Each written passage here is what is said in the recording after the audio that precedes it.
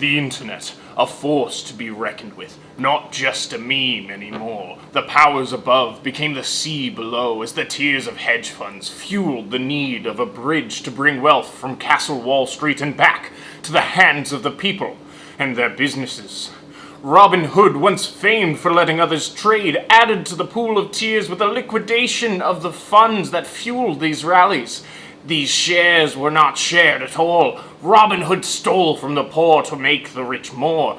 Listen to me to see what's in store. So I'm not going to bore you with the details of how a short squeeze works. So if you want to skip ahead a couple minutes in this video, I'll leave a timestamp here.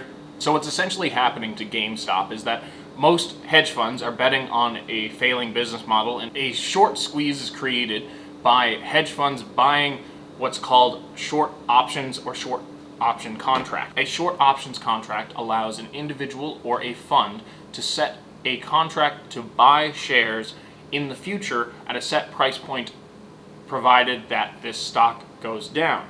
Or at least they're hoping that this stock goes down by the time that contract is up, so then they can sell the shares that they're currently buying to other people for a much higher price and keep the profit once they eventually have to pay those back. The problem with that is, however, if that stock somehow creates value and that stock goes up from the original price they were hoping for it to be, and they were unable to sell those shares, then that individual is then on the hook to buy those overvalued shares. So even if they were selling at the original price when they created this contract, say if it was $5, selling them for $5 in hopes to buy back at $4. And then once the buyback happened and they had to buy each one for $6 or $8 or $10, then they're no longer profiting even if they'd sold all the shares that they had hoped to sell. So in that case, they are buying shares at a higher price, inflating the market further by creating far less shares on the market and allowing more shares to be bought up at this price point, as they are contractually obligated to buy those shares. Now, this is a myth that is going around a lot.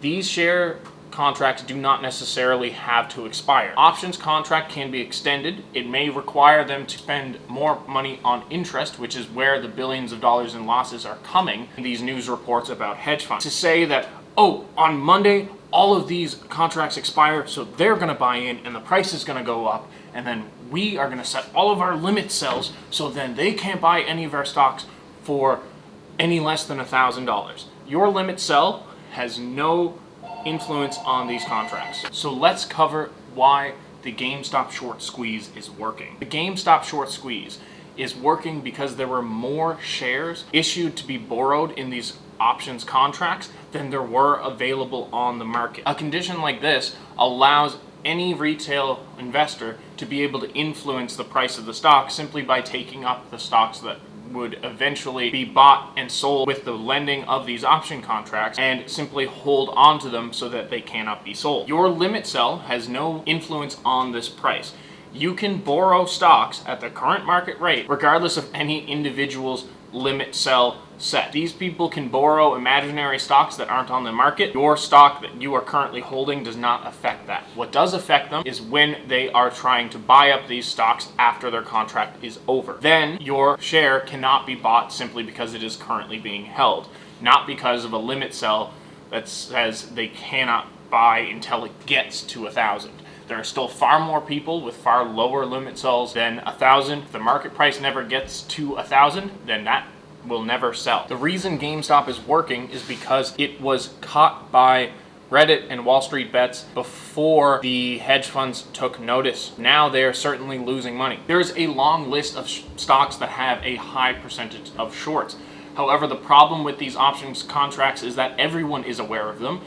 And if we spread out the masses to 10 different stocks, then we no longer have the influence that a hedge fund will be able to have. A collective, organized, cooperative few million people could have hundreds of millions of dollars all together once we add up everyone's individual funds. However, if we spread those out in between every single possible option, then that none of those will get squoze to the point of redemption where these can go above the $300 mark or wherever they are projected to go. Now that the media and hedge funds are paying more attention to Wall Street bets as well as general social media outpour of confidence in these ulterior stocks, many of these aren't actually very heavily shorted. They just have shorts that people are paying attention to. A hedge fund, instead of buying call options, can participate in futures, hoping that the stock will be going up,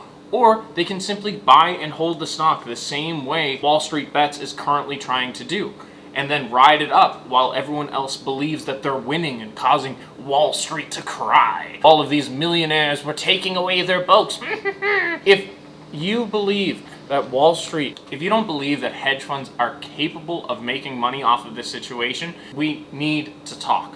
These hedge funds can just buy into a stock and hold it with a lot more money to spare than the individuals who are trying to rally against hedge funds.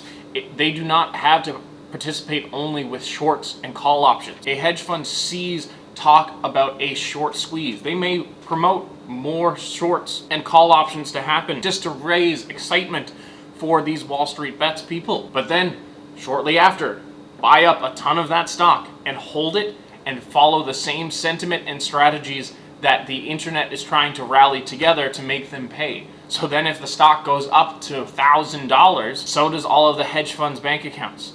If we get a 10x on AMC, if we get AMC all the way up to $300, which would be 50 times its current value of just around $20, that would be insane. Possible? Maybe. And if it happens, is anyone on Wall Street not going to profit? Hard to say. There's definitely a sentiment that has a lot of people investing heavily, and it no longer seems this volatility is going to be diminished. Another myth is that these brokerages, such as Robinhood, Webull, Wealthsimple, and so on, are purposefully causing outages and performing maintenance in order to hinder the ability for us retail investors to trade. That is blatantly not true. These rules are regulated by the New York Stock Exchange, by NASDAQ, by the TSX. There are many different stocks that fall into the category of high volatility, and the stock exchange itself, not the brokerage, can choose to limit the purchase and sale of these stocks in order to reduce risk of the stock market as a whole. As well, the maintenance of these apps are due to the extreme influx of new users. Wealthsimple has doubled its user count within the last week simply because of all of the coverage that all of these stocks are going into, as well as Wealthsimple is also pushing an extreme advertising campaign that promote their zero commission trading. So this is very good for those people who only have enough money to buy one GME, one AMC, 2 to 3 SLVs, and maybe they go all in with the rest on Blackberry. This is not a strategy that's going to win. Diversifying a short squeeze is not going to allow individual ones of those stocks unless we have a huge investment. I don't necessarily subscribe to the mentality that all hedge funds are bad.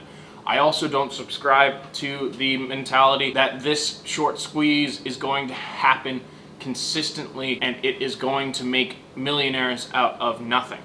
I know it can and has already happened, but with all of this coverage, there is very easy ways to work around the current strategies of Wall Street Bets that is extremely public. Anyone is looking to cash out of GME or AMC, KOSS. These stocks have become a day trader's paradise. They are fluctuating between hundreds of dollars up and down. They have percentage gains of 50 to 60% daily, and there is still volatility to the point where you can buy and sell within a day multiple times and make up to $1,000 just off of buy and sell, buy and sell, buy and sell. With this buy low, sell high, it is very difficult for this stock to push through the resistance levels that are created by the sell-off of these day traders. Though the buy and hold mentality is very strong, hedge funds as well as the day traders can simply hold on for the ride and wait for these things to crash, not lose nearly as much as some of these people have claimed. When it says that a hedge fund has lost $20 billion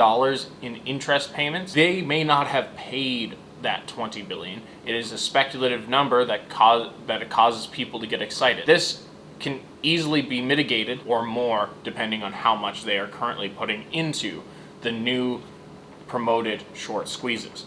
Their profits, once they cash out of one of these individual funds, that CNBC has spent days covering every single stock that has a high number of shorts. This is dangerous to the masses, as we will no longer be united on individual stocks. Wall Street Bets is promoting only GameStop and AMC Entertainment. The only other meme stock that I've invested heavily in, aside from research and entertainment purposes, is Blackberry.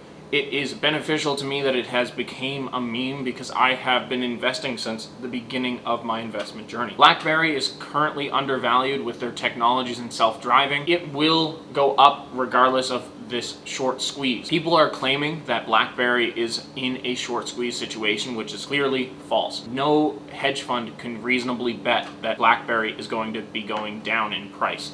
Recently, due to the pandemic, almost every stock had a short squeeze. Anything with a physical location could have had potential for a short squeeze, because almost every single hedge fund thought betting on these companies to go down right now is a safer bet than buying stocks during a pandemic. If we have a unified group of people investing in Blackberry and holding long term, that price will go up regardless, and it will not be touted as stock manipulation, as media would like to prevail as the leading cause of these price jumps. So let's talk about the legal concerns of these price manipulations that's currently happening. Are they going to lock you up for making a post telling people to hold the line? No. The censorship that we have and the laws that we have, if they end up applying and arresting individuals for promoting this sort of collusion and manipulation of the stock market, how would they not, when hedge fund managers can post their projections of a stock and say, hey, Tesla could be worth $3,000 by the end of this year, and then that gets posted all across the internet as a viable news article, and everyone invests in Tesla, and then that stock goes up simply because they've promoted it. How is that different from enough people banding together and saying, hey, we think GameStop is undervalued? So what do you do if you're not investing in meme stocks? Well,